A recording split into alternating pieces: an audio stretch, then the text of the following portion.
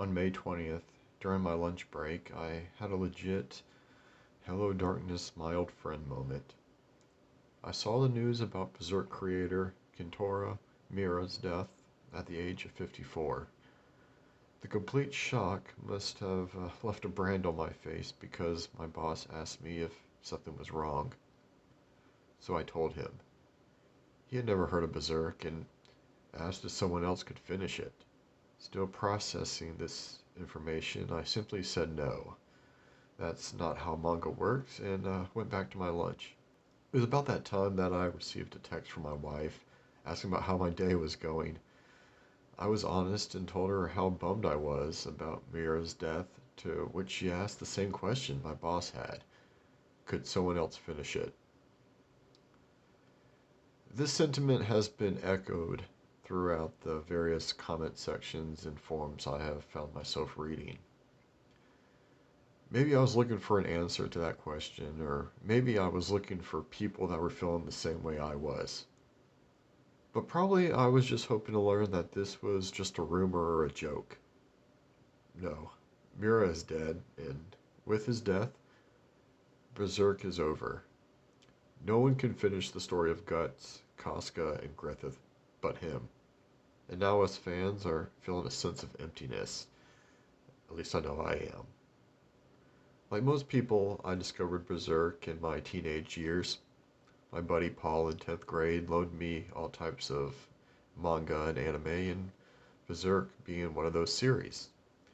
I remember Paul saying the writer would probably die before finishing it, given how long the series had been going on by then, which was about 14 years. Yeah, fuck you, Paul. Anyway, Berserk catered perfectly to my 15-year-old edgelord self. The manga opens with Guts banging some hot chick who turns out to be a demon that had planned to eat him, but Guts reveals that she was the one that was being tricked before blowing her head off with his arm cannon. Then only a few pages later, we get that iconic double-page spread of our boy cutting a man in half. Totally badass even now. And for the next 3 books, we are treated to blood, guts, sex, and even more action. But near the end of Volume 3, before the story transitioned into the Golden Age arc, we get a glimpse into Guts' emotional state. After a fight with an apostle, the creature's daughter tells Guts that she will get revenge for killing her father. Guts mocks her, welcoming her threat.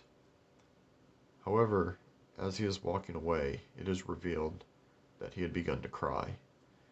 This is a huge moment in the series that only becomes more impactful upon multiple reads. It's what shows us that Guts, in the series as a whole, is much deeper than either may initially appear. Revenge and the loss of innocence are important themes in Berserk. In this particular instance, perfectly foreshadows the events to come. Guts' rage and search for vengeance had infected this little girl too, continuing the cycle of death and pain. Back to May 20th. The rest of the day, Berserk wasn't far from my mind. My shock turned to disappointment, then to frustration. But why? Was I just being a selfish prick because I would never get to see how Guts' journey ends? No, that wasn't it. When I thought about it too much, tears would begin to well up. I slowly unpacked my emotions to find out why I was taking Mira's death so hard. Which is weird because I never really, get this emotional, especially about people I don't know. Yes, there were thoughts of how unfair the situation was, but I found that some of the sadness was actually directed toward Guts himself. He would never get his ending, whether happy, sad, or bittersweet, with Mira's death. Guts' struggle will never end, nor will Casca's. But I know there's something deeper. Mira did what he loved. Berserk wasn't just a project. Manga wasn't just his job. It was him. He had been developing Berserk since he was a teenager.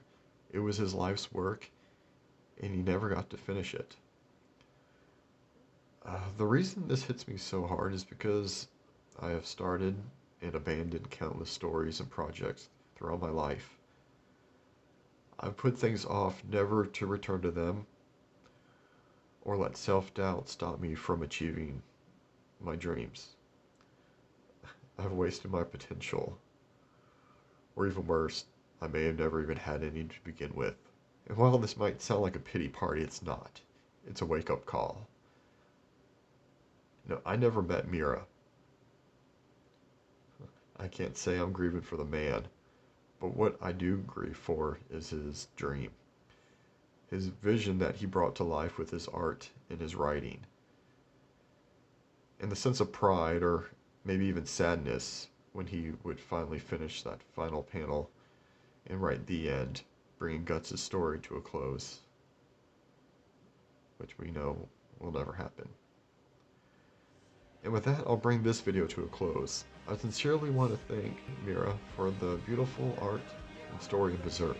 He's inspired me in many ways, and the manga world has lost a true legend. Thanks for watching this video, and I hope you took 2 things from this video essay. Number 1, read Berserk. And number 2, if you have a story to tell, don't hesitate, just do it, because no one else can tell it for you. And I will try.